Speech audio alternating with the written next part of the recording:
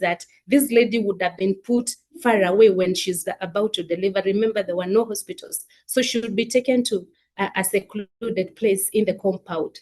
And then if she gets a boy, the women outside would give you relations. We call them gemi. They would give 5 if it's a boy, but if it's a girl, they used to give just 4. That shows you that even before then, there was that discriminatory aspect against the women. And then, so what happened is that these women, initially, the very first women who were put in custody were put there during the Mau Mau era, and what were taken into the forests. Let me say they took themselves there into the forest. What these women would do, they would cook meals and stick the meal in to the men, to support the ones who were arrested. They were the very first ones to be put in our Kenyan prisons. Safe to say that these prisons they were built for men. They didn't have the notion of a woman offending to an extent whereby she could be put in custody. So then these women, if they come in, maybe, most of our prisons, they are still renovated. The situation that was obtaining then is still obtaining up to now.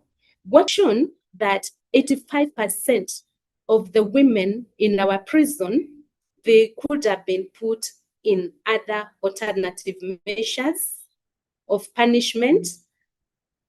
And again, research has proven that 60% of these women are incarcerated for economically driven crimes. The example is selling alcohol, hooking. 60% are there. But then again, we are going to see if 85% could have been put on non-custodial sentences, what can we do now that we are aware that they could have, served alternative sentences? Now we started getting women into our now, in terms of demystifying this conflict, we want to ask ourselves, if a woman offends, do we just tell her to go because she's expectant or she has a baby? Do we just tell? We cannot do that because a crime is a crime, and there are penalties that are provided for by our country to investigate every crime, arrest if need be, and prosecute. And if found guilty, to incarcerate. Then there is something that I want us to just take note of, and that is the committal warrant. Because what happens if I convict a lady or a man for that matter, what really opens the prison gates is actually the committal warrant. So then you can imagine, I commit, I don't call the prison to ask them if they have a place for this lady. I'm not required to do that. And so what I do, I commit her. You can imagine a scenario where a mother may be having twins. And now you have committed her there. Remember, at the background is the word may. And now these days, at least we have the NGOs who are coming up to support these mothers. But initially, the mother would share her food with the minor. So we need to be very grateful for the NGOs who are supporting the incarcerated mothers. Then I want you to ask yourself, now that the baby has come in without the committal warrant that guarantees food, that guarantees accommodation, that holds the head of the prison, once he chooses to allow this lady in, he's held accountable. So then you can ask yourself, what happens to these babies? I thank God now we have data. We never used to have data. When I conducted my research at Langata Women, we actually had no data. Now at least we have data. But then I want you to ask yourself, What happens to these children who have no provision by virtue of not having a committal warrant? What happens if, in an unfortunate circumstances, a baby loses their lives while in the prison? That is data we don't have even now as we sit here, because whereas if a mature prisoner dies, there are steps that are to be taken. What happens in this instance? We don't have the data, and I'm challenging the lawyers on the platform to see how we can bring in this conversation to deepen the data that we are getting as pertains to the children that we have given the numbers of. And in terms of these children, you also want to ask yourself, what really happens? What really happens if, in the unfortunate circumstances, this mother, the children she left outside, happens to them? Do you think they are given permission maybe to go for a burial of the child? You know, that is, if you are interested in this field, these are questions we need to ask ourselves. Most importantly, I would challenge you to ask yourself, as you represent a client,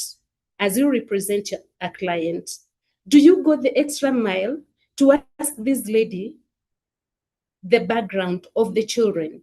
Or are we so focused on the accused person before us, on the client you're representing, that you don't pause to ask her about what the condition is with the children she left outside? Because Kenyan women, we don't have one child, we have many of them.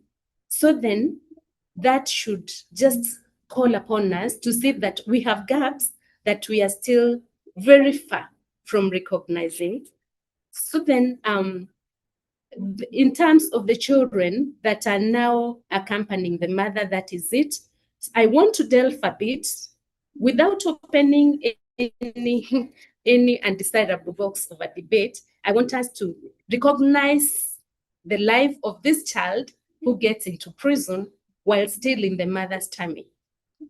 I want us to think of the provisions of Article 26, the right to life, and then 26B that says life starts at conception. When you think about that, it behoves us to actually fight for the expectant women who are in custody. As we sit here on a very sad realization, we have no data of the expectant women who are in custody. So if we delve into the provisions of this article, that life starts at conception, then we want to protect that child. We want to ensure that this child gets the proper nutrients through the mother's feeding, and we want to ensure that this child gets the proper support while still developing in the mother's womb. You may also want to consider the provisions of Article 10B of our Constitution as pertains to the human dignity and the equality. Does this equality apply to the unborn child? Or does it just apply to those who can fight for their rights? Maybe it's important to point that although we are here talking about the children's rights, these children don't have a vote. And like you and me, who will get to voting at some juncture, these children don't have a vote. So then I'm calling upon us to be the voice of those children as pursuant to the provisions of Article 53 of the Children's Act. Let us move on to another aspect of now the children that left outside as the mother now is serving her custodial sentence. Just an inquiry. Can you hear some noise in my background, Karen? No. We can't hear any All right. voice. All right. I think they're all right. Then we can proceed. So I'm saying that we think about the children the mother lives outside. I gave you my example and I told you we are 8. So then if my mother had come in with me, my 6 siblings would have been left outside. So then we want to to ask ourselves, what is happening to my children, to my siblings, when my mother is serving this custodial sentence? The lawyers on the platform, has any of you ever thought of us going for the data of how many children we have out there alone, or maybe left with the grandparents because the mother is in the custody? That's another area that there is absolutely no data, not just in Kenya, globally. Globally, no country that has the data of the children who are left out there. I want to challenge us to link up with the prison department, the police department, sorry, so that then the officer who is arresting a lady, the arresting officer, to go an extra mile. And actually, in some countries like in UK, it's now a requirement that they go an extra mile when arresting this woman, to ensure, first and foremost, that the children that are being left behind are not traumatized by the act of arresting their mother. So then what happens is that these children are somehow removed when the mother is being arrested. That officer, the initial officer who is doing the arrest, is also required to fill in a certain form information pertaining to who he is leaving the other children with. I think that is something we can do, so that now we are able to get the data from the onset and we hold them accountable to tell us the circumstances surrounding the arrests. Did the children witness the arrests? Because the research, and I've delved deep into that, this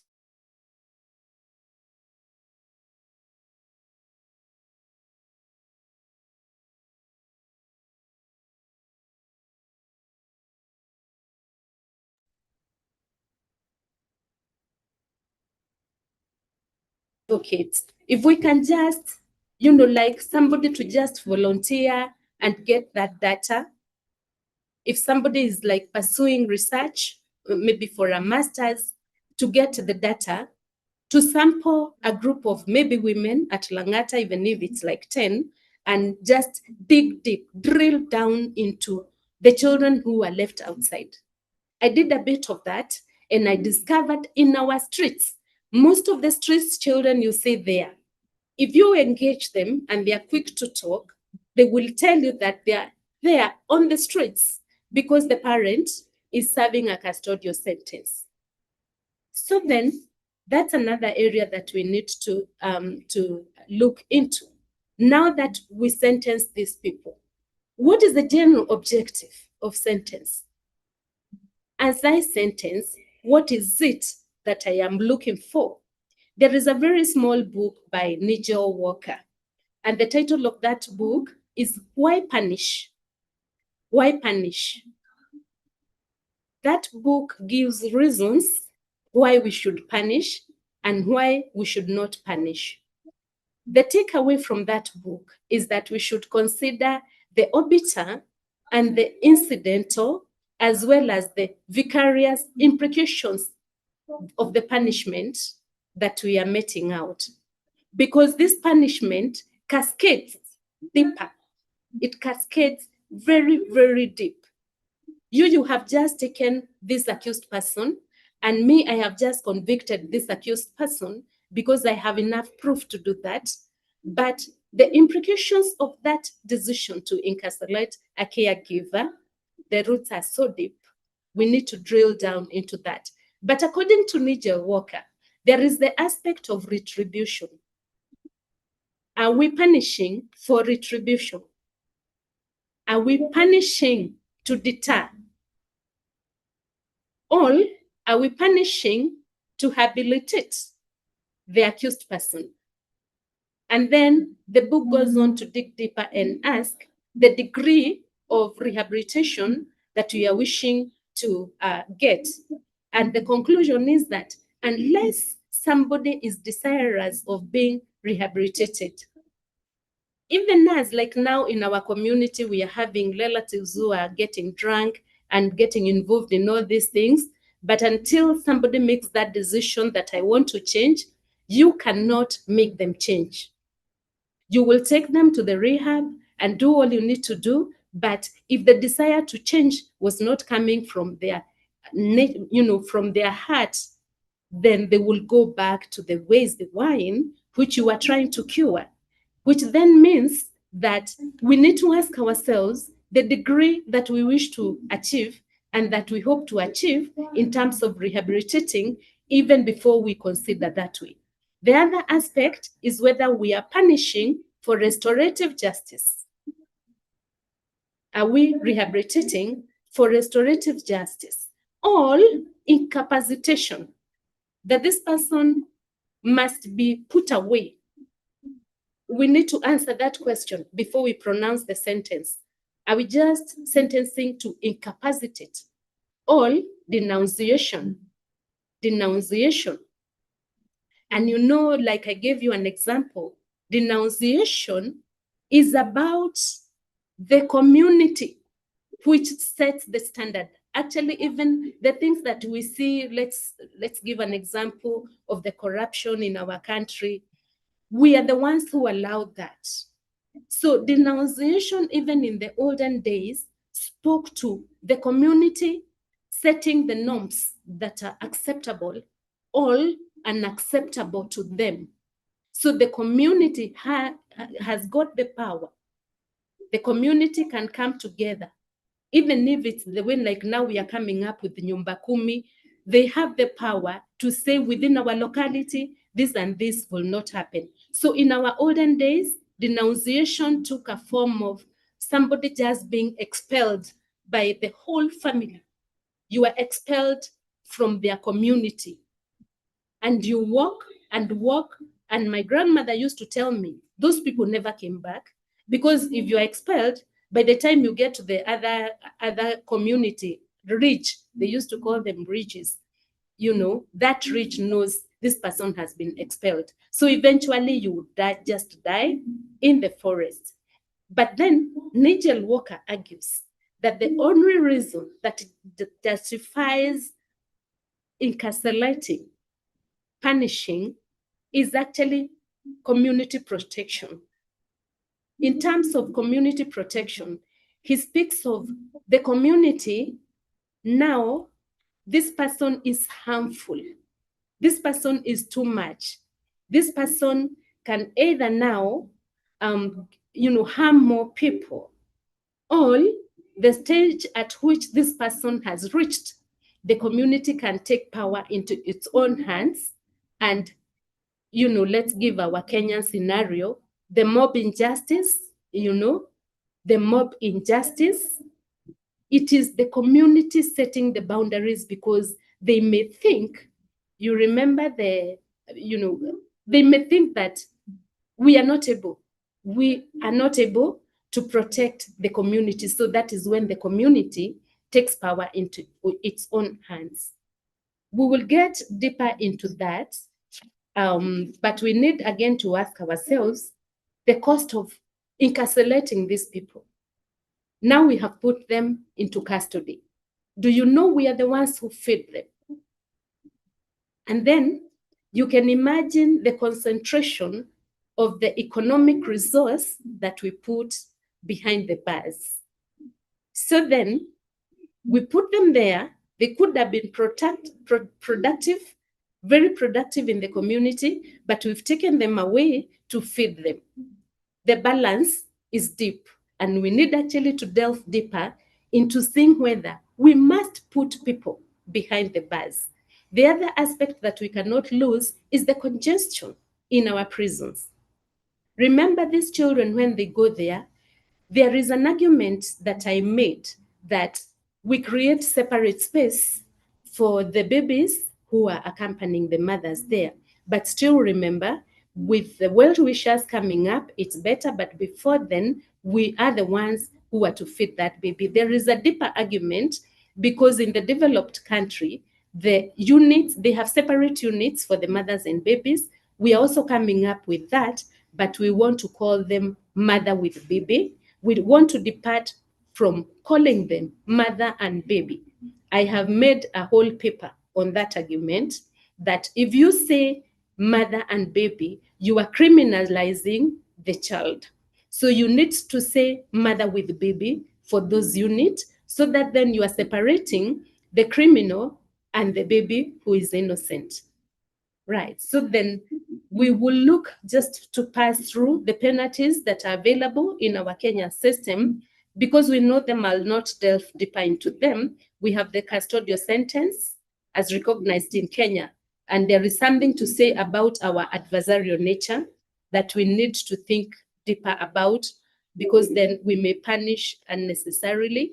Then we have the imprisonment. There is something that I'll delve deeper into, and that is the suspended sentence. The same is provided under Section 15 of the CPC. We'll get into that. We have a sentence that we rarely use. It's called police supervision.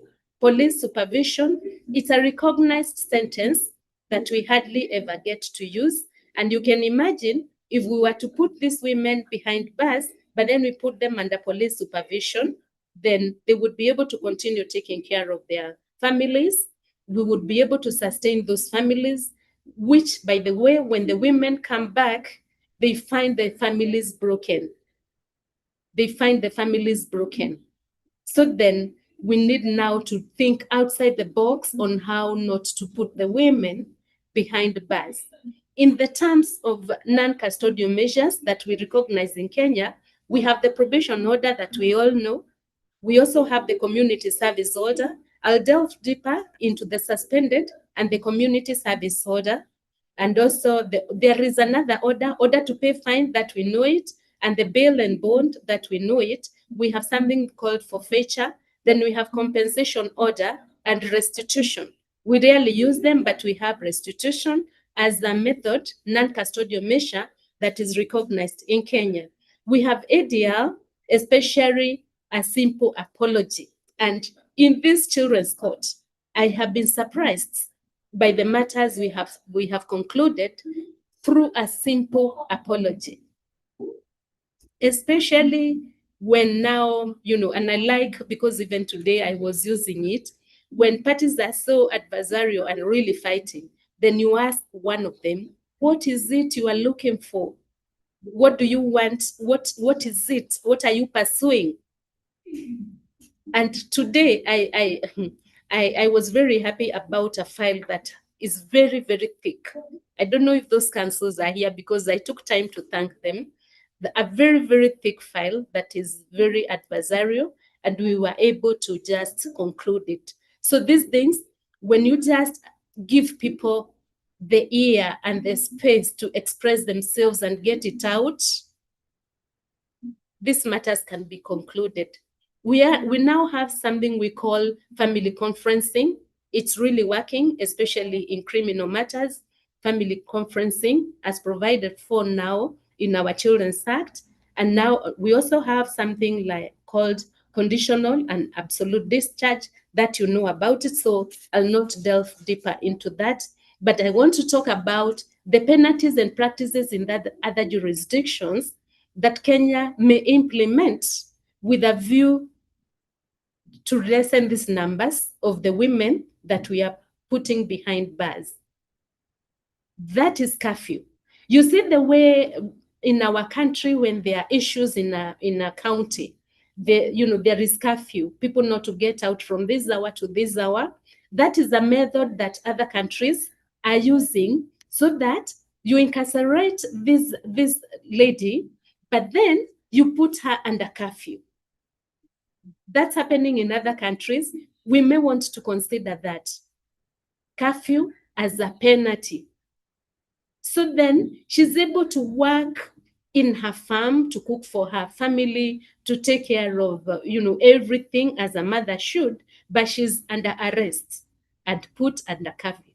Then we have another practice that they are employing out there that we may wish to consider, and it's electronic monitoring. Electronic monitoring, it takes the form of, like, now even it's easier, because by the time I was doing this research, the CCTVs could have been hard to get.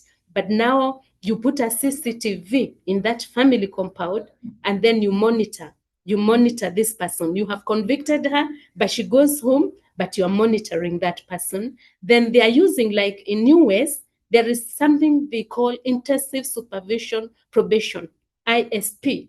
ISP speaks to, I can liken it to probation, but intensified probation, whereby now the probation officer, the way now here in Kenya we tell the accused person, once out on non-custodial, to be reporting to the probation officer. This is intensified, and the probation officer visits the home without saying they're coming. So then if somebody was on drugs, or she's able to just come abruptly and get the true picture of whether this person is changing.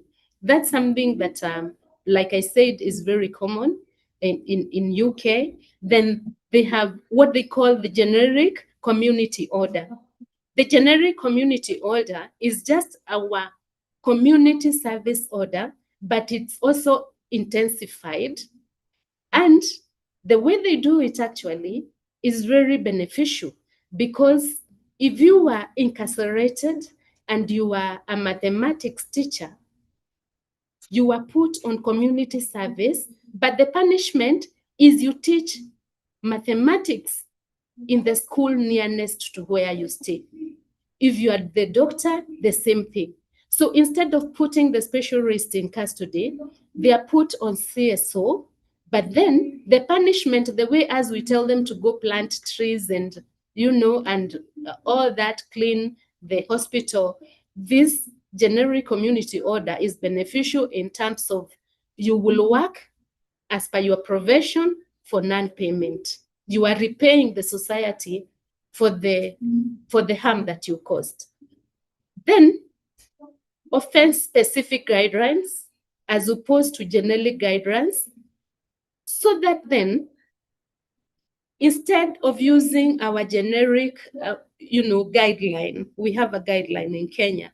We can come up with offense-specific guideline. This is already happening in UK. So then you would want to think of a sentencing guideline that guides caregivers. And at this juncture, we cannot rule out fathers, because there are instances where the father is the caregiver and he has been incarcerated. So then, offense-specific guideline will tell us all these things that we are saying, that we consider them in that guideline. We are guided on how to handle a caregiver, be it a lady or immediate caregiver. Let's be specific, because almost everybody is a caregiver, but we want a guideline that tells us this is how to go about it. Then there is something I talked about, MBU. Just have that in mind. Then, what is the best interest test? This is my own, and which I proposed in my book. By the way, I have a book. I have a book on this topic. And what I proposed is that the best interest test, and those who've been attending our courts, this is what we do. We tell them to step in the shoes of the child. You step in the shoes of the child, and then try to project yourself to the lawyer you are. How would you have wanted the society? We call them in our court, in my court, because I'm the one who is using this. I tell them, what would you have wanted the grown-ups in the room to do to support you to become a lawyer? So then, if you put yourself in the shoes of the child you are trying to protect, then you are able to do the right thing. I want to talk about the provisions of Article 3 of the UNCRC, which reads exactly the same with Section 4.3 of our Children's Act, which again reads exactly the same with Article 4 of the African Charter on the rights and the welfare of the children. It provides for the best interests. Best interests. Now, I want us to remember this UNCRC is the highest ranking international instrument in protecting the rights of the children. I want you to contrast those provisions that we have said on the best interests with the provisions of Article 53.2 of our Constitution, and it says the rights of the child are of paramount importance. You cannot compare best interests with paramount. So then, a Kenyan child is much more protected than any other child globally. And remember, the UNCRC is ratified by all the countries globally, with the exception of USA. So then we are talking of the Kenyan country protecting the rights of its children way beyond what is there globally. What then that means is that if we were to apply actually what our law tells us, then we'll go very far in protecting our children. That said, let's not lose sight of the fact that they don't have a vote. They don't have a vote. We have a vote. They live in the world that we create for them. Our children live in the world that we create for them. They have no otherwise. Let us go to the factors that we may consider when now to get to the appropriate sentence. Having agreed on that, we have measures that we can incorporate from out there to protect our children better. So then you think of aggravating and the mitigating factor. Do you think when we use, let's say, a caregiving responsibility as a mitigating factor, it can be treated as something discriminatory against the other people? I make a very simple argument that a caregiving parent is a parent to both boys and girls. So then, differential treatment does not amount to discrimination if we really give weight to the aggravating and the mitigating factors. What about personal mitigation? What is the place of personal mitigation? This is a deep area because, like I said, we are bound by our precedents. So we have the minimum and maximum sentences. Now, if now we are told that we must necessarily sentence in this manner, and the person we are sentencing is the convicted offender, rightfully, we are convicting the convicted offender. What is the space of the dependent child? I know it's a can of worms, but then is there a space for personal mitigation when it comes to the dependent child, to the one who is being convicted? Is it a ground that may consider and shift the balance in terms of personal mitigation, despite what the law says? I don't know. It's a debate that we cannot get into the bottom of. So then, even in our generic sentencing guideline, there are special categories of offenders that we are mandated to give extra consideration.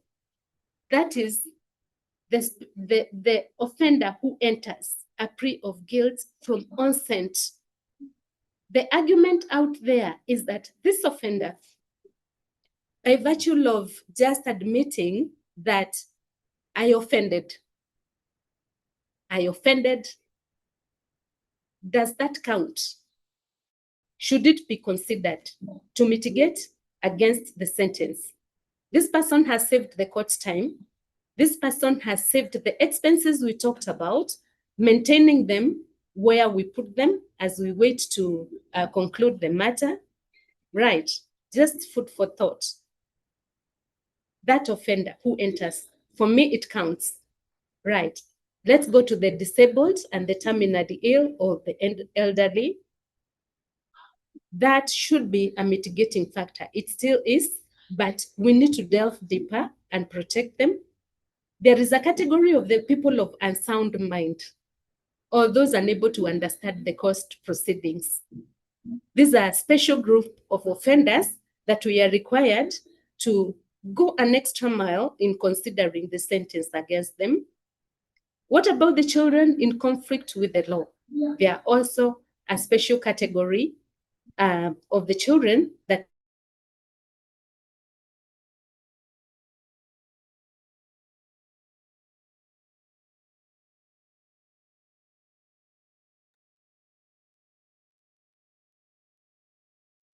circumstances, there is need for us to dig deeper in the going to punish them. It should actually count for something. Let's just go to the recommendations. So then there is need for public engagement in demystifying non-custodial sentences. The reason why we need to do this, and I hope there are people on the platform who can just take it upon themselves to demystify the non-custodial sentence, because what's happening is that when this offender goes back to the country, to the community takes that this person has not been punished enough. This person has not been punished enough. So what they are doing is actually now taking the law into their hands. And we have instances where maybe a court releases somebody and then they're lynched because they think this person maybe went the corrupt way, bribed their way out, so they're just fed up. We need to sensitize, educate actually the community on the meaning of non-custodial sentences. They need to know that this person is convicted, they are serving the sentence in the community. That information is lacking. Then we need to build confidence at the same time in non-custodial sentences, even amongst us. If I put somebody on non-custodial sentence, we should not feel like it's a lighter sentence. And then we need to increase the punitive weight of non-custodial measures. How do we do that? The non-custodial measures, you remember how we were giving the example of the UK, how they intensify so that you feel the weight that you are actually being punished. Then I had said I want to talk a bit more on enhancing suspended sentences. That has provided for under Section 15 of the CPC. Reason being, if a mother is having a baby, I convict her, but then I tell her, you go back to the community, raise the minor for the next 2 years. She's already convicted, but I suspend the sentence so then that she is able to go back to the community and raise the minor a bit. We are trying to look at how not to put these mothers into custody. Convict, but give them time. The thing about suspended sentence is that if somebody now commits a crime, they'll have to serve this sentence that I suspended first before getting to serve the next sentence for which they have been brought back. Then we need to give, like I said, we need to depart from what we call just desert. We just, as a community, we need to depart from the notion of just desert, so that then we tamper the sentence with all these measures that surround a human being. There is a state in UK where, when I was doing my research, what they do is that they just draw two lines, horizontal and vertical, and how to decide the sentence, they call it grid referencing, where the grid meets, that if it meets at 10 years, the offense you have committed, and if you had committed other offenses, where that meets, that is your number of years. So then there is no space for, mitigating and all that. That is what I'm saying. We need to move away from the just desert kind of sentencing. So then the decisions that we make are backed by the reason why we are departing from the set standards. You just explain your reason, but then go the non-custodial way when it comes to sit well with most of us. But there is argument and research that shows previous conviction should not be treated as an aggravating factor unless the offenses are the same, such that if somebody is being convicted for defiling and they had committed another offense like theft, so that you don't tie the previous conviction to this sentence that you're going to mete out unless it's on the same field. And then the cancellation of some of the offenses, this speaks to, like the local brews, like affray, like simple theft, loitering. Decarcelating them is that we don't have these offenses anywhere, so that then we don't continue convicting on what, something like affray is very tricky because the complainant is the state. And these people, they've forgiven them, each other. Most women, they fight over the hanging lines, but then now they come and they have forgiven each other and they're just staying in. We have to get the permission for this matter to be withdrawn because the complainant is the state. Just suppose we remove it, I don't know. And then personal initiative. I make an argument in my research that it starts with you. It starts with you at your own level to just make a commitment of the way that you want to live. You don't have to be a Christian. You just make a commitment. I'll never get into prison because of this and this, and I'm going to do this and this. Personal commitment. That is where it all starts. And I make an argument of strengthening the family unit. Remember, our constitution is very clear on the space of the family. What we need is to strengthen it because it all starts there. And then again, before even we bring this offender in the judicial, in the criminal justice system, what about engaging the community, the immediate community? Long time, the uncles and the aunties had a space in a child's life. They would sit you down. We may not have that now, where it's possible, it's something to be upheld. But then again, what about now the nyumba kumi? If your child is really becoming difficult or this lady is just impossible, what about sitting them down? And the nyumba kumi elders speaking to them. It's just a suggestion. Then we talked about the ripple effect of incarcerating a caregiver. There is something that I use frequently, and that is involving the ex-offenders, the reformed ex-offenders' involvement in sensitizing the community and engaging them and inviting them to our CUCs. I don't know if there is anybody on the platform from Clean Start. This is an organization that really helps women they've been incarcerated, but now they have come out. If you invite these ladies from the Clean Start team, you will be surprised at the level of reform that is emanating from Clean Start. These ladies are now so productive, so productive. You wouldn't even believe that we had put them in custody. They are totally reformed and they are doing great. We need now to invite them, the reformed offenders. We need to make use of them to come to our CUCs and talk to us. And also in the communities, we need to just show the community how productive these people are. It will give us an inclination and a bird's view into the people we are putting behind bars because of one reason or the other. Then we need now to just stop sitting, that I sit here, I'm a magistrate, like I know it all. We need to move away and come together as a country and educate all the stakeholders in the criminal justice system. We need to come together and just do something for our country. It's not enough for the police to do their bit. It's not enough for the children's office to do their bit, because we are protecting the country. If we really own it up and come together and just appreciate that we don't know everything, then we'll be able to tighten the chain. We'll be able to look at our criminal justice system as a chain that needs to be tightened, and you tighten it from where you are. I tighten it as a magistrate.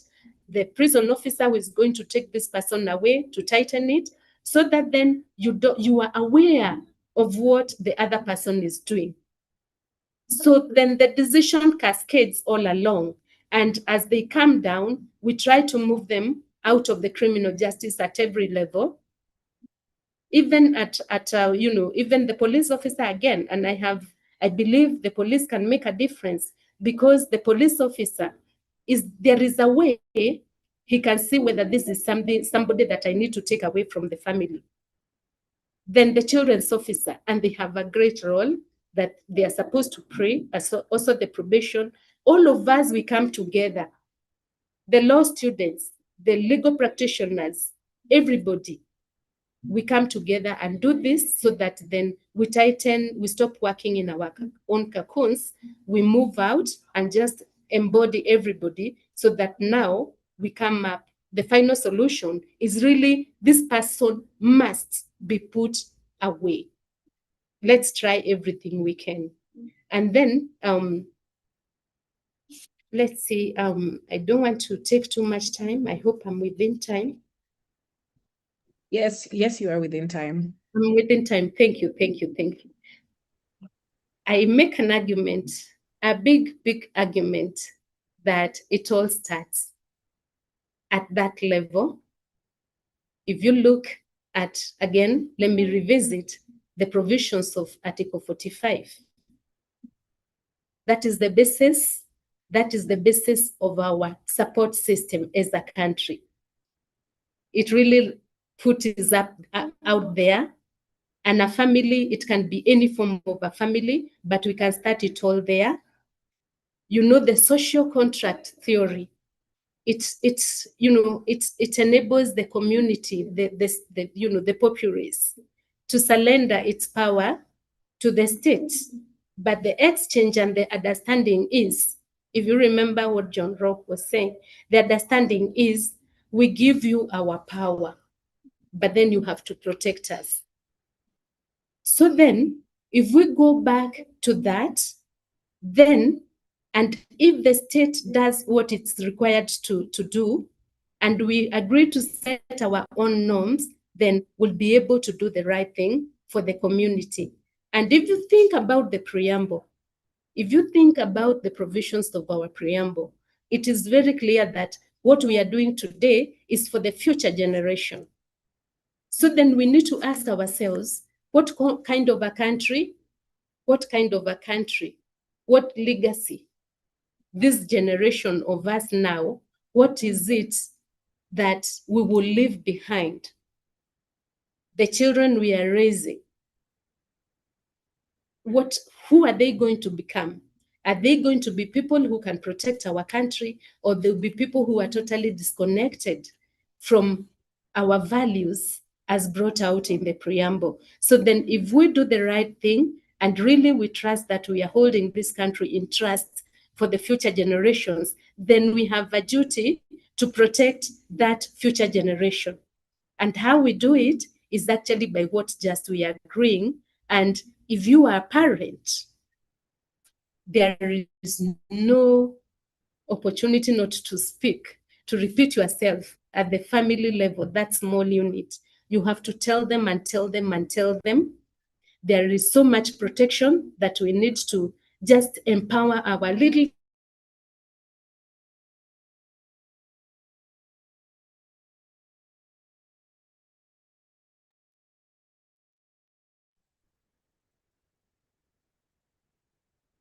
I'm not sure I'm the only one who's lost your honor. the inner person of this person, is who this person is going to be, to a level whereby, because now they are sneaking bad things into these things, we are actually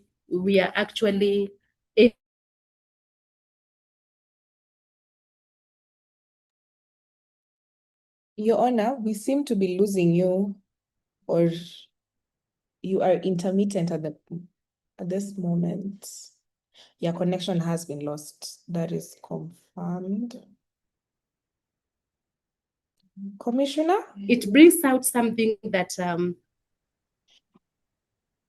Apologies, Your Honor. am I lost? We had You're lost not you. able to. We had lost you at some point. It's okay. The internet was a bit. Yes, At which we've point, lost you please? for about we've lost you for about 2 minutes. Oh my. What was the last thing that I said? I think about the parent, That there is something to be said about Section 3.1 of the Kenyan Community Service Order Act. And I said I'm going to read it because it's a provision that enables me to do so much.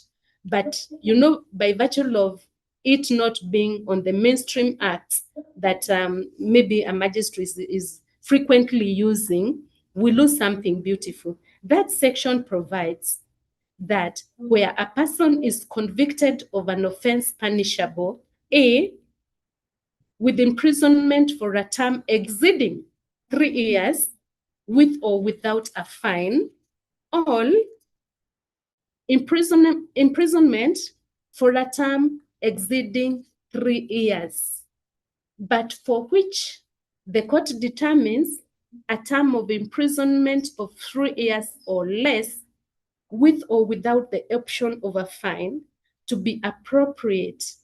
The court may, subject to this act, make a community service order requiring the offender to perform community service. So what this provision is saying is that a term may still exist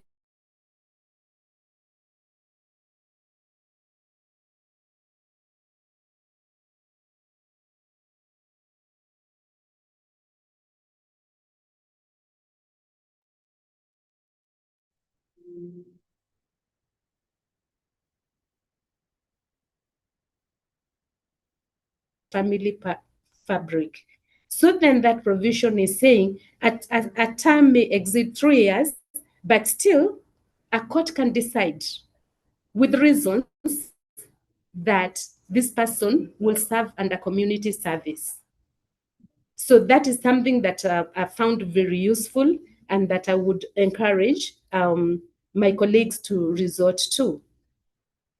Then there is section 15 of the let me see. Okay, that particular provision is also supported by other provisions, but then again, we look at it from the point of 3 years going down or going up.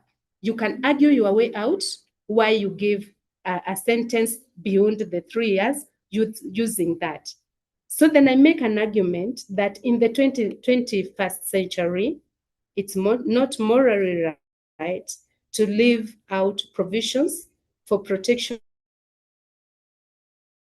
of those children whom we have given the numbers, who are autonomous. They are autonomous, but they are equal rights holders.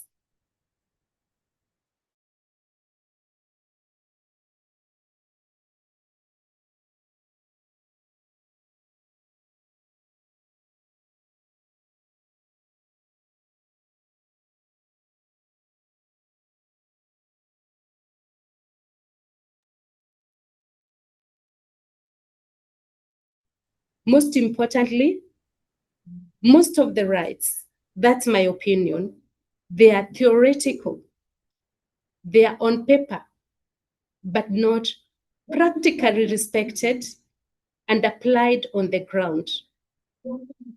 For example, I gave you the description between the best interest and the paramount interest, the paramount provision. It's called the paramountcy principle. I just want to underscore that provision by Article 41 of the UNCRC, because that particular provision of the UNCRC, which again we said is the most ratified convention, it gives a country like Kenya It gives a country with better provisions the right to apply their provision. So then, when you think about that, and then you think of Article 2, 5 and 6 of our Constitution, we have incorporated these treaties into our laws, but still, we still have a higher threshold of protection than the laws that we seemingly take to be higher than ours. The makers of the Constitution, they found it fit to give the Kenyan child much, much higher rights. So then, I urge us again to be that voice for those children who, like we said, if we totally believe that our grandparents held this country in our trusts, we totally believe we are holding this country for them, then we need to go an extra mile and raise our voice, because I'll not get tired of saying they have rights, but they don't have the votes to even vote, like an MP or even the president, they don't have the card. They don't have the voting card to do that. So then those who are interested and committed should just endeavor to do that. I want to conclude with 3 quotes that I like very much. The first one is by Helen Hunt, and it says, "Motherhood is prized of God at a price no man may dare to lessen or misunderstand." Then the other one, which I even used today in a judgment that I delivered, is by Justice Albie Sachs. This judge is very prominent in children issues in South Africa. And he says, every child has his own dignity.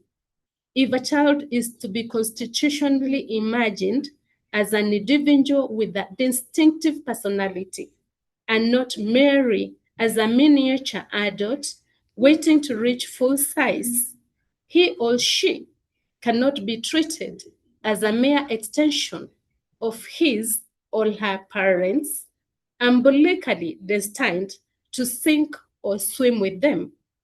The sins and the traumas of the fathers and the mothers should not be visited on their children. That is Albie Sachs, judge. Then I'll conclude with a quote from Carol Royce, who is a Mexican writer, and he says, "I am torn. Anytime a mother gets imprisoned, it's obviously a lose-lose situation for the mother, baby, and the society at large. But is the answer curtailing kids' freedom to keep them under a mother's wing? Or is this just another way humanity has learned to throw the baby out with the bathwater?" I'll stop at that and hand it off back to the commissioner. Thank you very much. Thank you very much, Your Honor, for your elucid presentation. Now we open our forum to questions. I would go first. I just wanted to know what your understanding is, or how you apply the best interest test versus the paramount interest. And is there a difference? And secondly, I heard you speak about family conferencing, even in criminal matters at the children's court. Is this Yes. applied also to, the normal civil matters whereby, it's about custody and such like matters? I just have those 2 questions, and then I would ask Karen to collect the other questions that have been asked in the forum and also pose for you. Maybe we can do them in batches of 5, and then we see how quickly we can go through this session. Okay. Thank you, Honorable Commissioner. First, allow me to thank Your Honor just for that very elaborate presentation. One of the things that you'll note from the chat section is you've been given a lot of your flowers, or what I'd rather put as bouquets. But I'll now go straight to the questions. And just to confirm that the team from Clean Start is actually on the platform. So Right. maybe give them a minute or two at some point just to talk to us about what they do. So Clement Okech asks, is it not proper that courts must or should dislodge community service order requirement? In this case, in the Penal Code, Section 24B, and the Community Service Act in written argument before proceeding to prescribe custodial sentence. Come again. My background is a bit noisy. Apologies. For Allow Mr. me to Okech. adjust my voice to make it easier for That's you. okay. Mhm. Is it not proper that courts must or should dislodge community service order requirement in the Penal Code? This is Section 24B and the CSO Act in written argument before proceeding to prescribe custodial sentence. Then he proceeds to state our sentencing guidelines are A, generic as Honorable Magistrate has stated, and B, not being adhered to. How can we make the sentencing guidelines more instrumental to the sentencing courts? Right. Let me handle that first. Start with the question from the Honorable Commissioner, how to apply the best interests versus the paramount interests. They are different from where I stand in that let me start with the paramount interests. The best interests, they are touching on the child per se.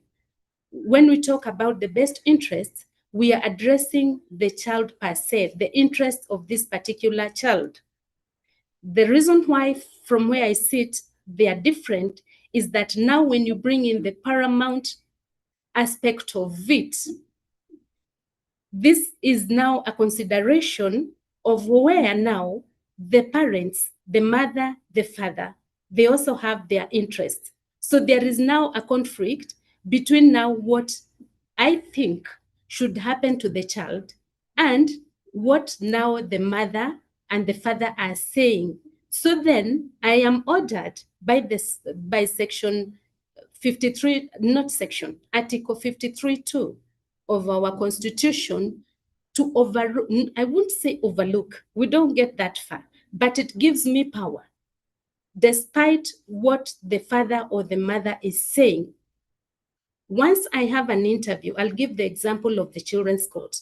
Once I have the interview with a minor, it gives me the power now to consider these interests as paramount over and above what the mother or the father or anybody else thinks.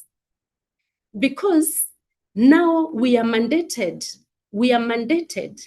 by the UNCRC and also our Children's Act, we are mandated to give voice to the child. I mean, to give, the child's voice a higher place for the child who is able to express themselves.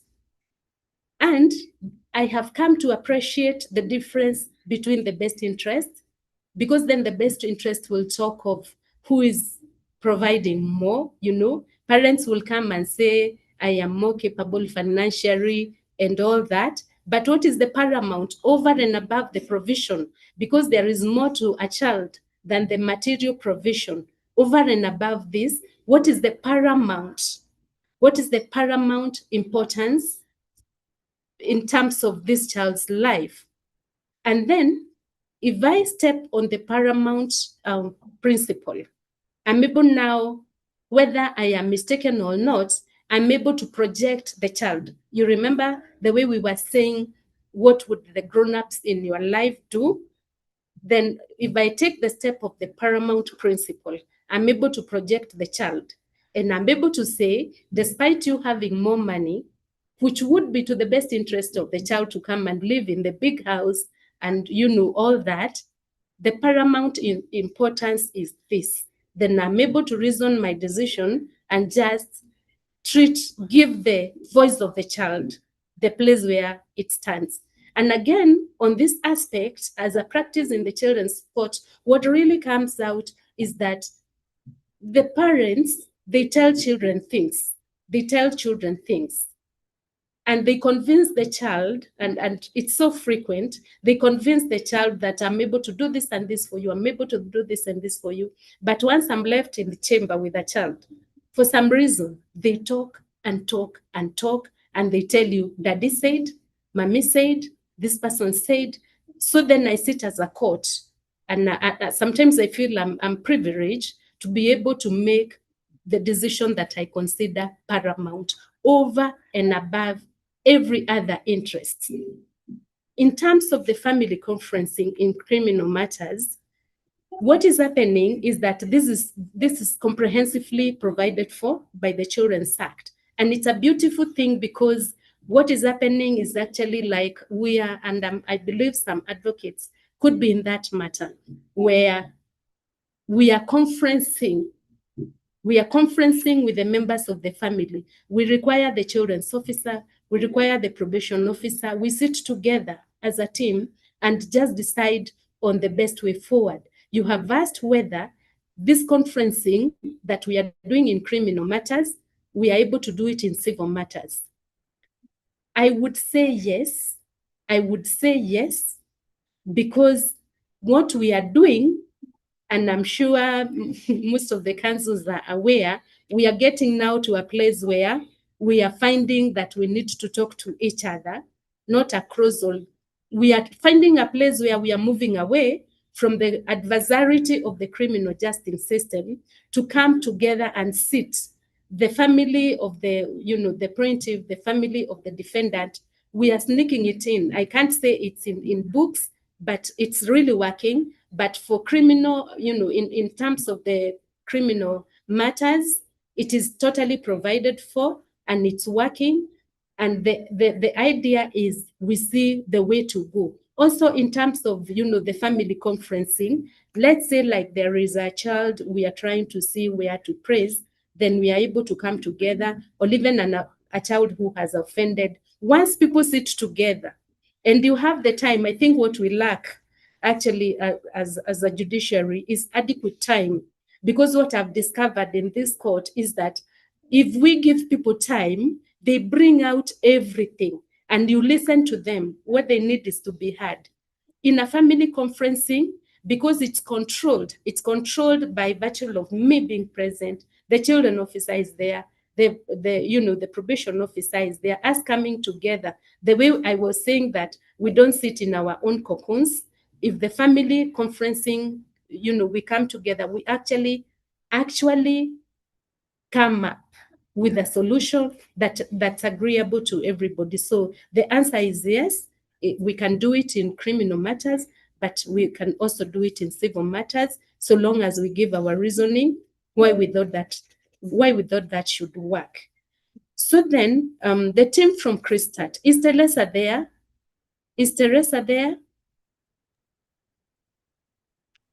Teresa, are you there? Who is there from Christat? There was Christat. There was Janet Irungu and Fletcher Luzili.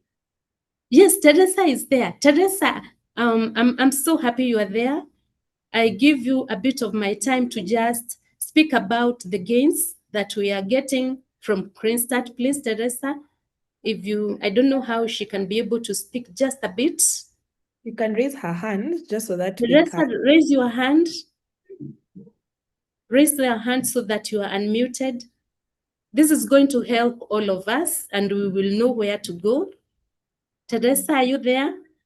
Raise your hand. She's there. I think she's in the process of raising her hand, and then yes. She can be unmuted.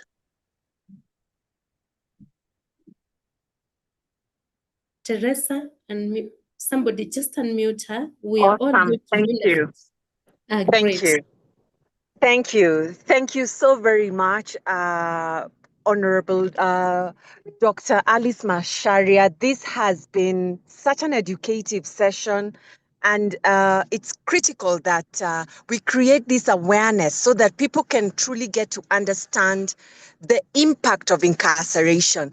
And I love the fact that you have brought out the invisible children who are impacted by incarceration. For those whom we've not met before, my name is Teresa Njiroge, and I'm very privileged to lead Clean Start as its founder and CEO. From my own personal first-hand experience, being incarcerated at Langata Women Maximum Prison, I served a year, and I served accompanied by my then infant child who spent her first year at Langata Women Maximum Prison. We work with incarcerated women, formerly incarcerated women, and their children. And I love the fact that, Honorable Dr. Masharia, you've brought up the issue of children who are left on the outside by their incarcerated parents. We actually are currently preparing a camp where we will be bringing these youth from across the country. And I've seen our partner, renowned former director, probation, Mr. Clement Okech, who's very well versed in this space, and partners that we continue to work with in this area. So children who have been left out on the outside by their parents who are incarcerated, children who accompany their mothers in prison, and let's also include the children who they themselves are going through the juvenile justice system. I think as an organization that closely works with these women who are in prison and those coming out of prisons, and for your information, we've got 100 groups of formerly incarcerated women across the country, who also, 90% being mothers, are, journey with their children as well. Bringing the voices of those who are impacted by the justice system is so critical in decision making.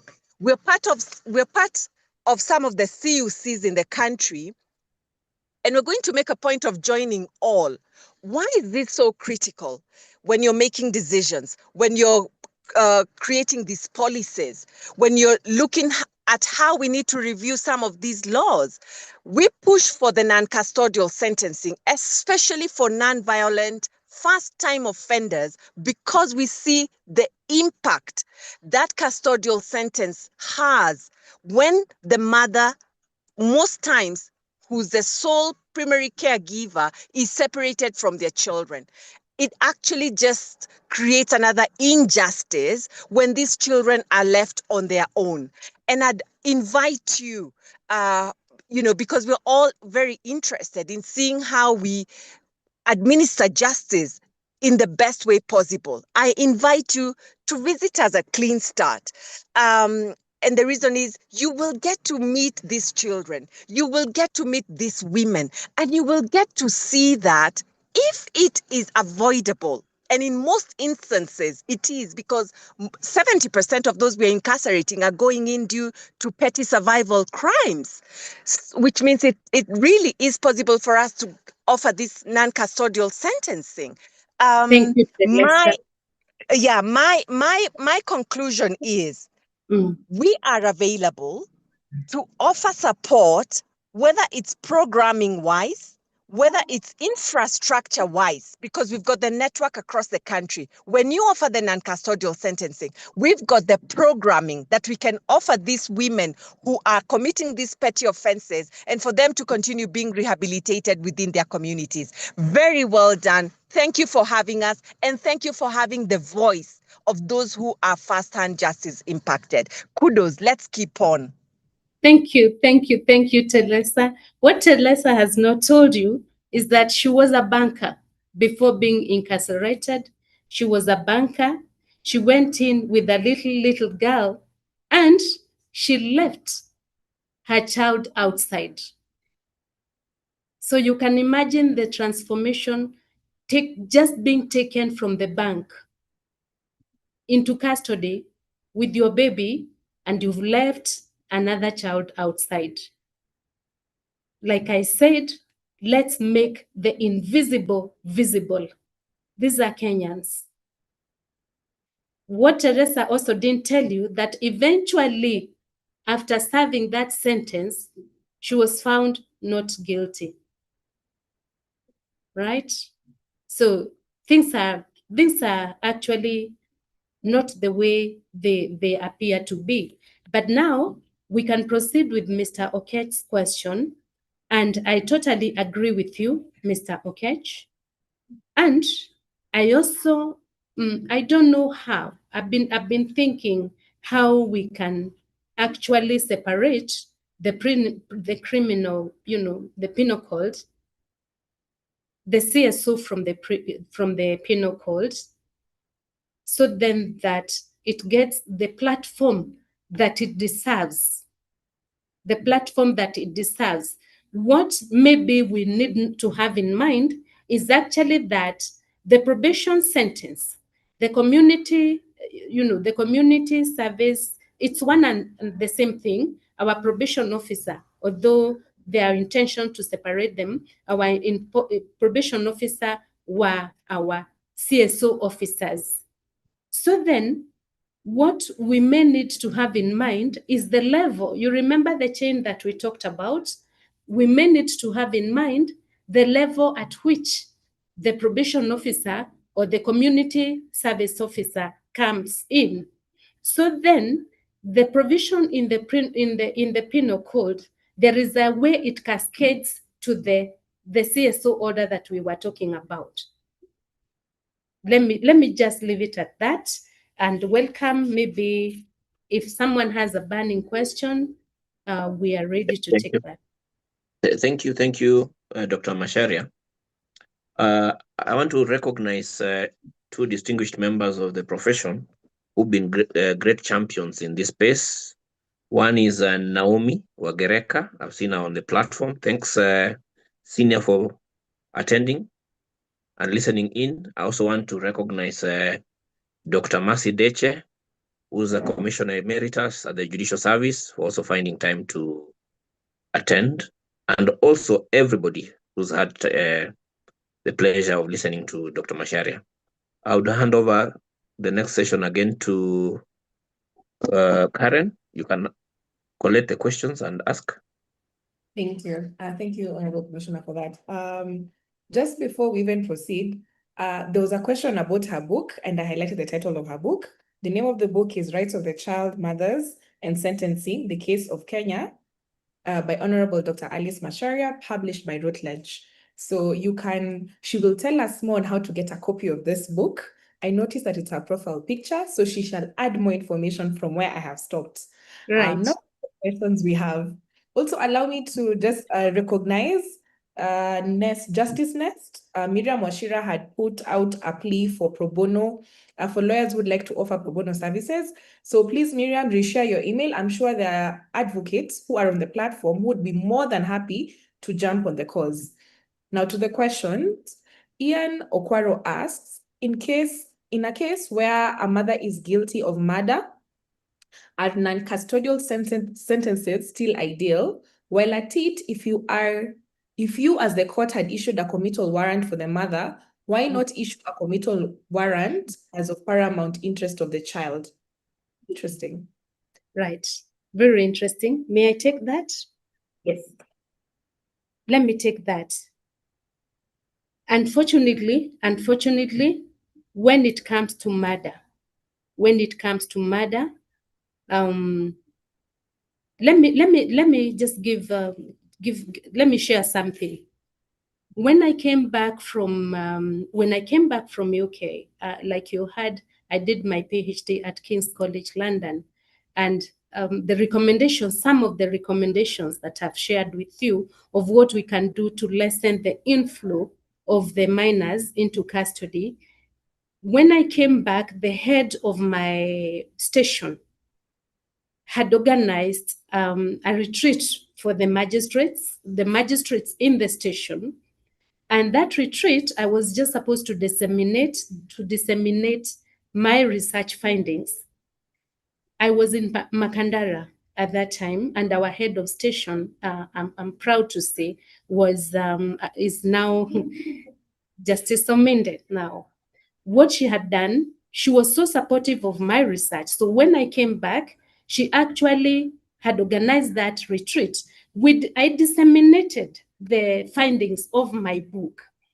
As a station, we undertook to come back from Mombasa and immediately embark on implementing my findings. So by the time we came back, we had 46 children in the prison under our own orders. We had incarcerated 46 children under our own orders. So the recommendations that we agreed to implement, what we did, we went to the stations where we had put these mothers, we took the files, we analyzed the files, and we gave them dates, and we called the people who are, the offended parties. So they came, we gave them a date, and they came, and within a period of 2 months, just 2 months, we were able to reduce this number from 46. We were able to put, you remember I had said 80% of the women in custody are viable.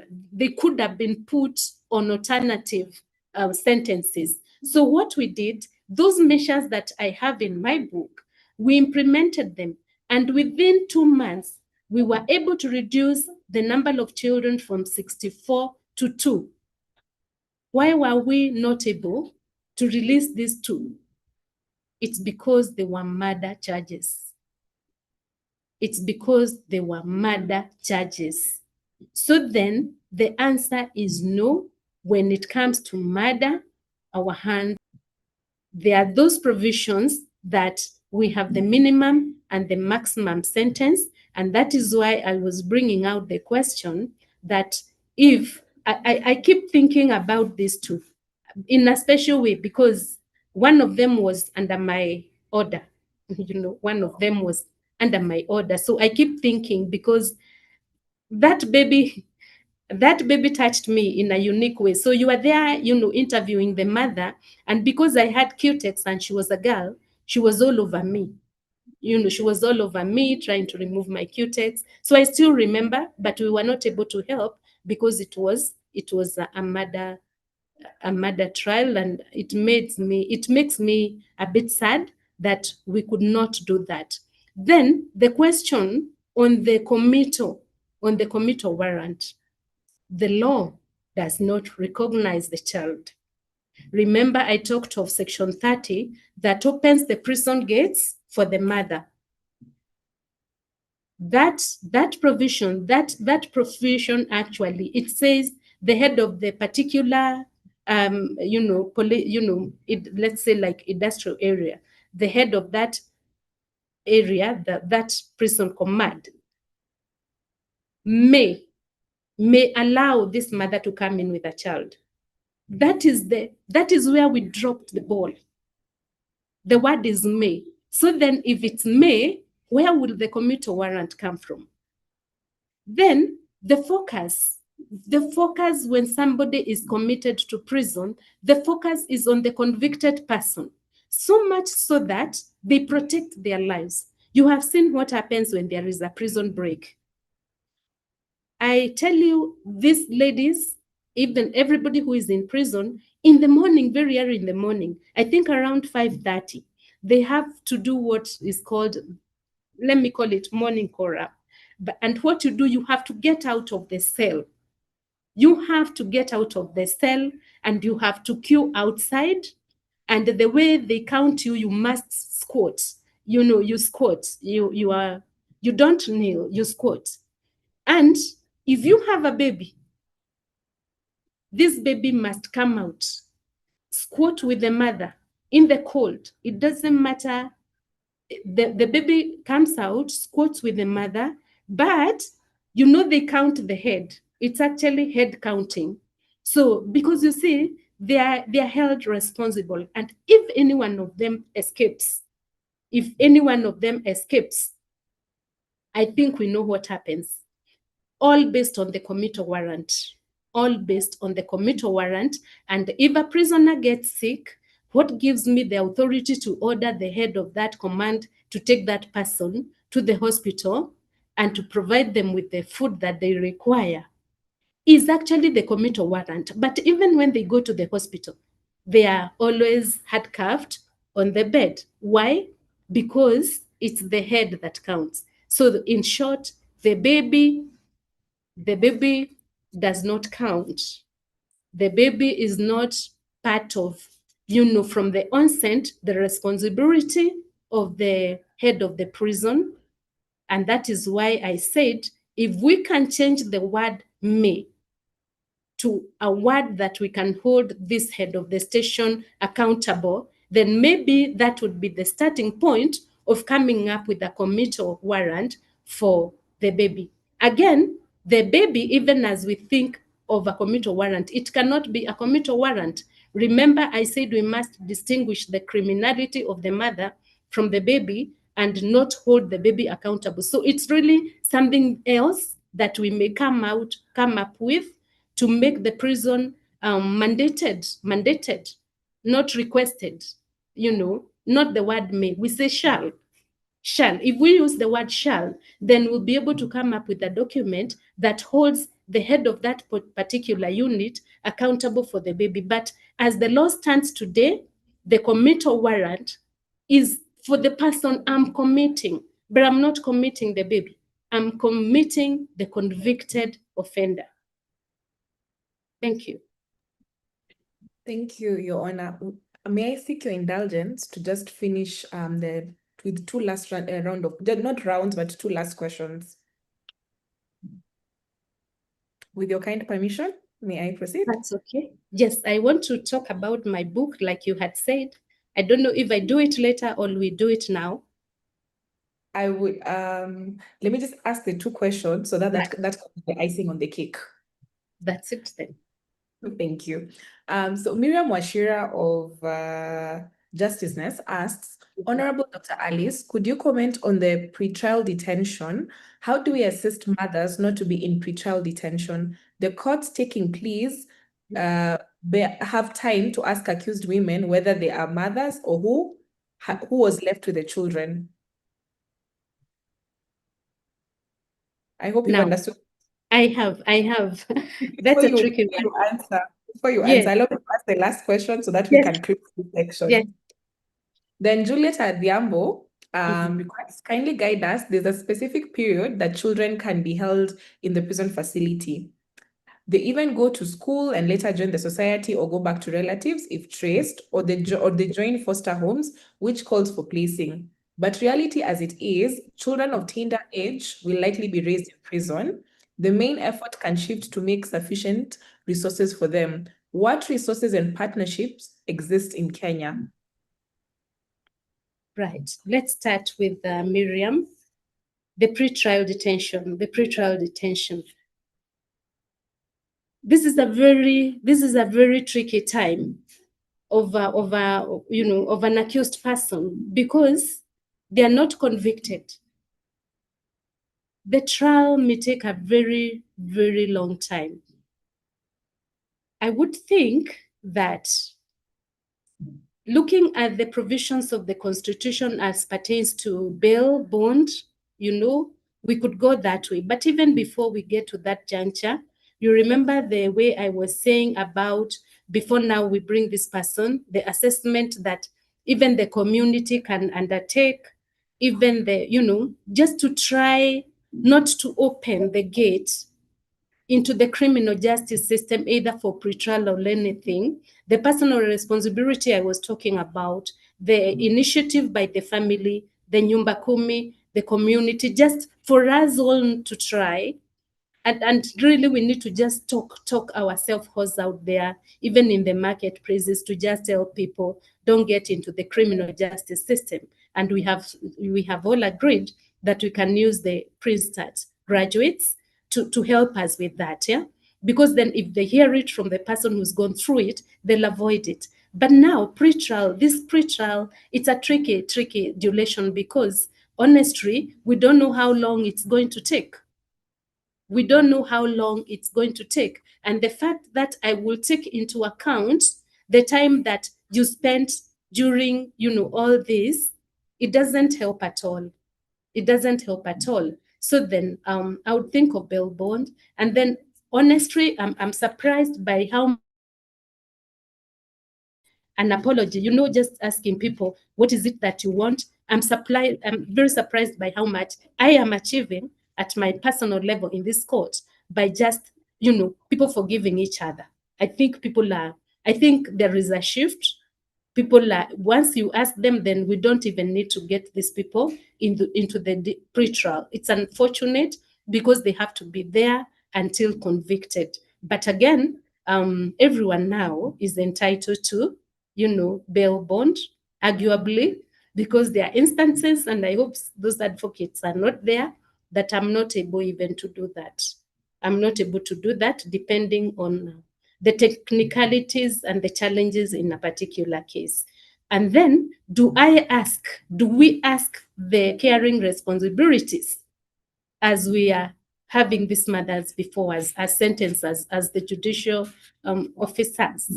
I made a very strong, I think the overall recommendation in my book is that the judiciary must be held accountable.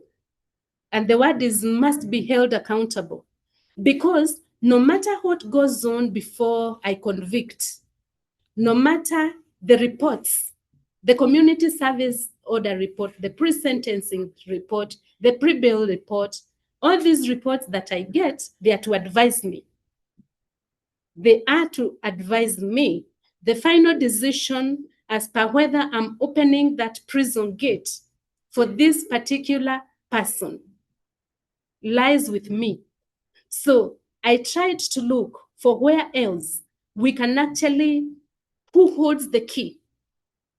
Who holds the key?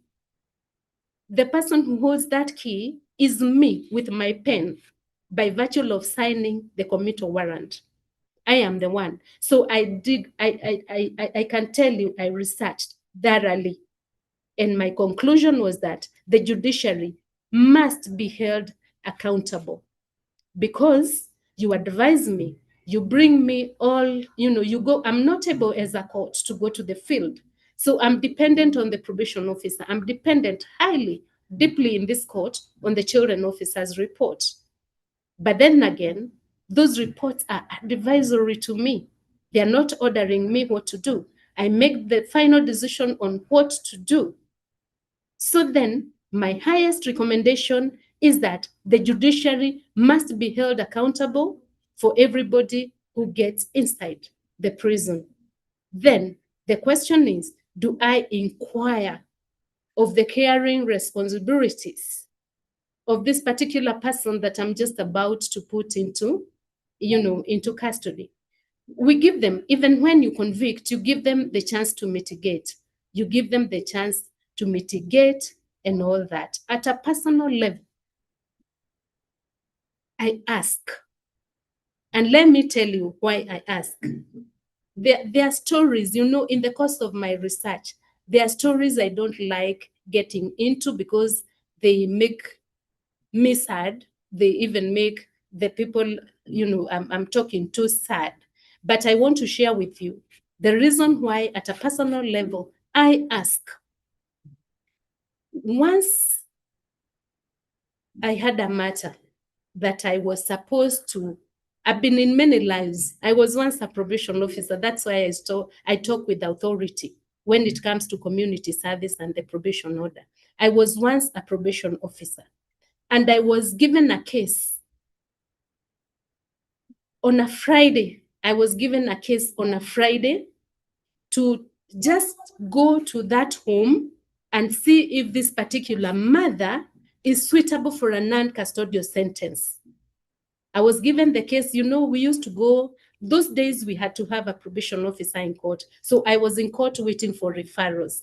And by good luck, I was the officer in charge of the ladies who were being assessed for non-custodial sentence. So I was given a matter in the morning, and I called our driver and I told the driver, okay, I'm trying not to reveal something.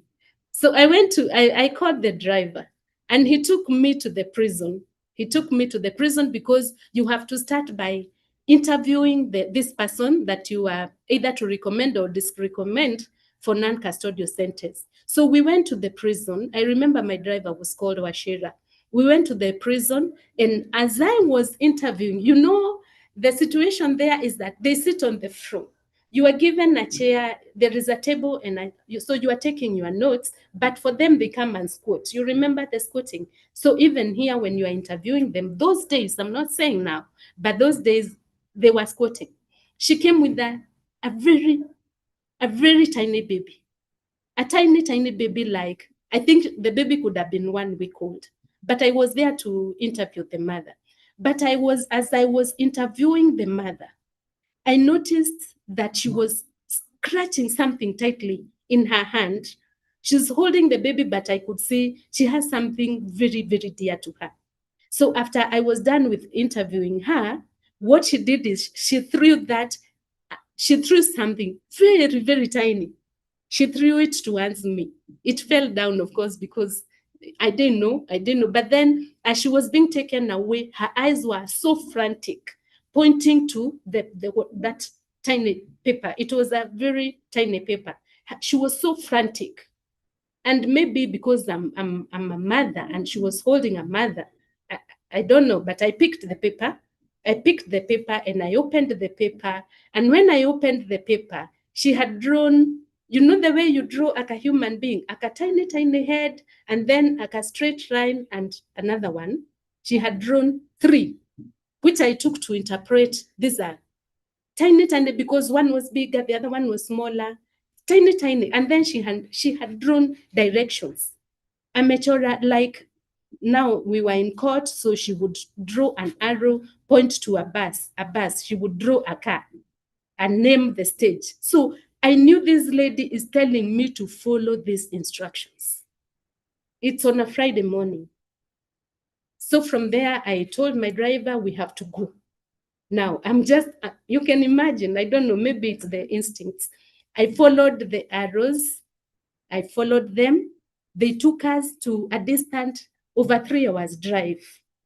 But then we got somewhere now where she had drawn now from here. You know, she was drawing the tarmac. You could see this is the tarmac. We got somewhere she had drawn now pointing to this other place. And then she had drawn 3 tiny, you know, like 3 rooms somewhere. And opposite, now there were 3 rooms. I hope you're getting me. And she had drawn an arrow pointing to the very last room in that compound. Washira was so kind. We went. We actually got to the door that she had drawn.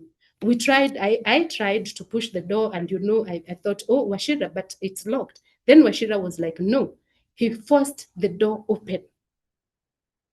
I tell you, what we found inside, to date, and there are many years down the line, it disturbs me. We got 3 little. We got like not 5 years. He could have been approaching 4 years. And we got a girl of about, maybe, I don't know how she was getting these children. They were very tiny, but then the tiniest, they are all lying on I thought they're dead. I actually thought they're dead, and I panicked and I started crying. But Washira is a cop. You know, our cops. So Washira, one look at them, he ran back. You know, these 2 heads that had been drawn had made me buy milk and soda and bread and stuff. You know, Washira, because I thought she's telling me her children are hungry. Washira, one sight at these kids, he ran back to the car, came with milk, and started forcing it down, because the little one, I didn't know if she's breathing or not. So the Washira forced this, you know, milk down. You know, they were not dead. Let me, in short, say they were not dead. But what I did after that is what I find dramatic. I took the children, I put them in the car. That judicial officer who had sent me, I took the children to her. And it's on Friday. And I told her, you either give me the mother all, I'm leaving you with these children. That lady is still serving in the judiciary, so I won't tell you who she is. But I took the kids to her. What was the offense? The mother was expectant, so she was trying to make ends meet. She was brewing some changa behind the house. The cops were told. They came and arrested her. She gave birth that night. She gave birth that night, and the cops did not, she tried to cry and to scream. My children are in the house. There is nobody who knows my children are in the house alone. She was taken away. She was brought. And by the time now I was getting to know about it, it could have been 4 or 5 days. So you can imagine that lady simply give me the mother. She made an order. I went for the mother. So I took them back, but we had to go to the hospital. We had to go to the hospital. That's what happened. So me at my personal level, I must find out before I convict whether there are children out there. I hope I have responded to that. Sorry, I didn't want to make, I don't share those things because I don't want to share trauma. So the other question was specific period of tracing. Now. You know, this topic is not nice. This topic is not nice because in terms of now, they have been in prison, the babies, they have been in prison. The act is very clear. Upon attaining the age of 4 years, they must leave the prison. They have to leave. There are schools there. I believe you all heard about Faraja Trust. Faraja Trust, during the days I was doing my research at Langata, they were doing great things. Faraja, in Langata, they were able to start a school for the children of the incarcerated mothers. Other stations, I believe they have picked up from there. But remember, even as they school, they had to leave upon attaining 4 years. Now, you know, when I was researching, there was no data. There was no explanation of what happens to these children after turning 4 years. Sadly, and that's why I'm saying I don't like talking about these things. It was at the time when we were being accused of human trafficking and all that, and it was just a sad mess. But I am happy to say that now there are measures, their interventions of how now at least there is some data on what happens upon a baby getting to 4 years. Because you see what these children, remember we said some of them end up in the streets. If you are taken back to a grandmother who is very old, is not able to manage, even herself, she's not able to manage herself. If you're now taken back to that grandmother, what happens to you? The children, you know, they are lacking, they're struggling. So, and they think the street is a better place. So then, in terms of what happens, we are also trying somehow to move away from institutionalizing these children. We are looking for ways of, you remember we talked about there are new things that have come up in the Children's Act in terms of even kinship adoption, whereby now the family is being given the priority to adopt their own. You know, it's a beautiful thing. If we are able to enhance all the benefits of the Children's Act, then we are in a much better place in protecting the rights of our children. So there are also now organizations, and I'm so grateful. There are organizations on the ground. They do family tracing. If like now a baby is maybe to be released back to the community, they do family tracing. A lot of good things have been brought by the Children's Act. Implementation, like I said, we may have it on the paper, but unless we partner with the NGOs, some of these institutions like the judiciary, you are limited on the scope of how far you can go. Safe to say that we are allowed to partner And that is how we are achieving most of the gains that we have. I hope I have responded to the questions. Yes, you have. Now, icing on the cake. Icing of the cake is my book. Yes, I have a book. This is my book. You can see this copy is very old, but if you want a copy, the book is available. Amazon, it's quite expensive. I checked it, I think it was yesterday, and it was going for about 19,000, 19,000. The book is very expensive, but I want to give you a glimpse. I want to give you a glimpse of what the book says. And this book, this book is dedicated to all the babies accompanying their mothers into prison globally, as well as the dependent children left behind by the caregiver as they serve custodial sentences. For me, accompanying even the child in the tummy is encompassed. So then, just in brief, the book has got seven chapters.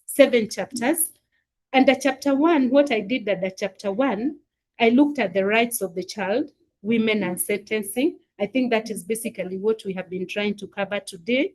But under chapter 2, you remember I told you that the UNCRC is the most ratified convention in protecting the children.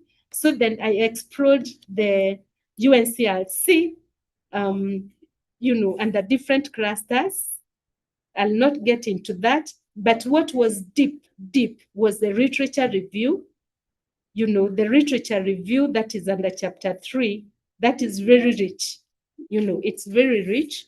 Under chapter 4 is what, again, I touched on to, the evolution of women imprisonment in Kenya, and the effects of the incarceration on the dependent children. We did not get time to get into that because the research delved deeper in following these children. What happens after now, they have come out, who do they become? Who do they become eventually? These children who were born and initially raised in prison. And remember, it's Kenya that we have a cut of 4 years. Other countries have got different practices. Under chapter 5, I explored the Kenyan sentencing guideline in view of the children dependent on the incarcerated caregiver. This is where I was bringing in the argument that pertains to we are tied to the presidents, then what is the place of a child who is not recognized, totally invisible in the whole of this scope, right? What's their place? Then I think that chapter is deep in that I argue that we look for a way. And I actually even touched on the power of mercy. And my argument and the power of mercy is that the power of mercy can help us to get the children who are already in the prison. You see the way they assess the people to recommend to the president? There is a big argument of whether the power of mercy should actually be under the president or under our CJ. Because I keep thinking, I'm a member of the CUC, the Community Service Order. I'm a sitting member. And I keep thinking, if the powers given to the power of mercy were under our Chief Justice, then maybe the judiciary can have a leeway in focusing on maybe like the children of incarcerated parents. But then again, that is what it is. The power is under the president. The question is whether under those advisors, there is a voice for the children accompanying incarcerated mothers.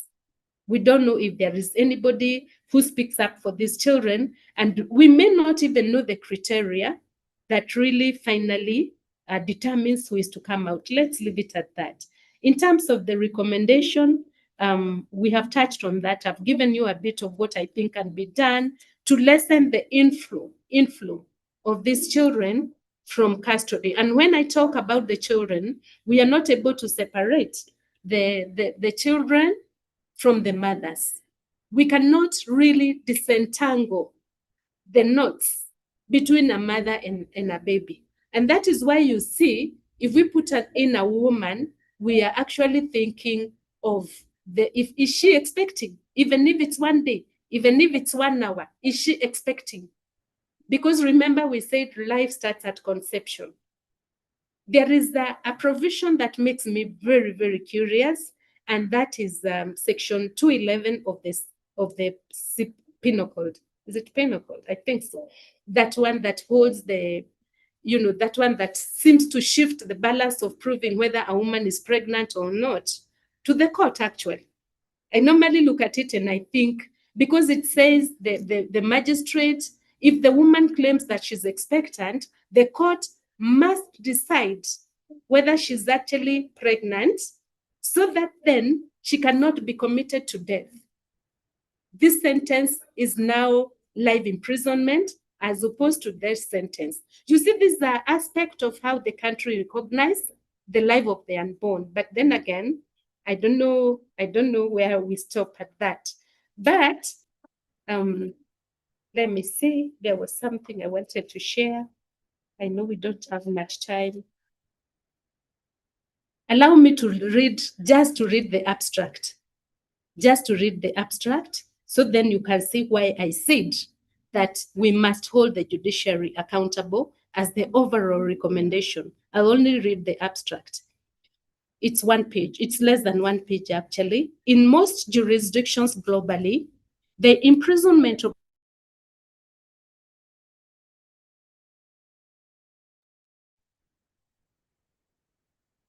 Your Honor?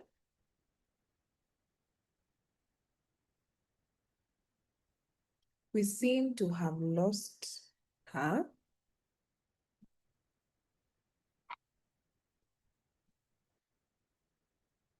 perspective. Your This Honor, study explores how courts could go about imposing non-custodial measures to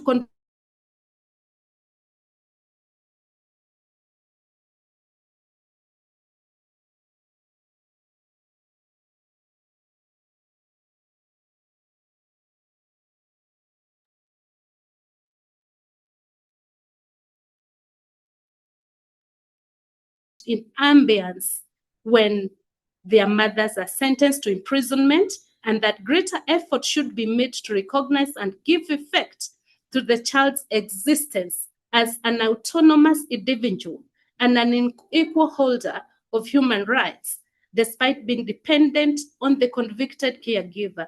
It explores the application of precedents as well as the court's discretion in view of dependent child, and concludes that policy reform in this respect call for a change in attitude and approach to women's and children's issues, observing that internationally, most women imprisoned with their children fall beneath the custodial threshold set by the law. The research examines how current sentencing practices could be reformed and suggests harnessing the power of mercy committee, the sentencing guideline, and progressive practice from various jurisdictions in pursuit of the child's right and protection. It is concluded that strict accountability for dependent child ought to be situated with the judiciary, and that the same should be pronounced as a mandatory legal requirement internationally. Mandatory legal requirement internationally. That responds to the question of whether we inquire, to the caring responsibility internationally. Why do I say that? When I started my research, now it gets to a place where you are defending your thesis. They call it main, revival, and major. So then during the initial assessment, in King's College, they bring scholars in your field from other countries, or even in their own countries, but not somebody who ever taught you. So what happened during the defense here, my defense, those who had been, identified globally as a specialist in my area, they came and said that the research I was doing had not been done globally. Globally, when I was concluding my research at King's College London, no country had had any measure at all to protect the children who are dependent on the convicted caregiver. What then that means is that at a global level, they were waiting for the outcome of this research. And they were really, they were following up. They were following up very closely, because then it means what I was going to recommend is actually what is going to be implemented out there. Because, like I've said, no country at all had in place the measures of protecting the dependent children. Then that will even explain why my book was not published in Kenya. Because if you read the title of my book, it had a Kenyan foundation. The problems that I was trying to resolve that were facing me, like the story I've told you about those children, the little ones, it was a Kenyan thing. So my book, if you read it, it says Rights of the Child, Mothers and Sentencing, the Case of Kenya. My book was for Kenya, but my book took a global stand upon defending my thesis. And so then the argument was, if I just come with my research and publish in Kenya, will it get the global outreach that is required for it to be implemented globally? And it makes me happy. It makes me happy, only that it's too expensive for us. But I did something that I'm equally proud of when I realized that my book is not actually going to get to Kenya the way I wanted it, to be all over the streets. And I didn't even want it for sale, by the way. I wasn't working for my book for sale. I was trying to just confront a situation that I was facing at my personal level. So when I realized that my book is going to go global, and I had a feeling, because it's published by Routledge Publishers, and the publishing house is UK and US. That should explain why it's expensive for us. I decided by then I was luckily in the task force that was working on amending or reviewing our Children's Act. You remember the old Children's Act? So what I did, I somehow, because I was, sharing my research with them, because I was a member. What I did, I was able to sneak in, let me not use the word sneak in, that's not a good word, but I want to read for you section 144, D and E, E and F, section 144, E and F of our Children's Act. This is the last thing that I'm saying. I know I'm way beyond time.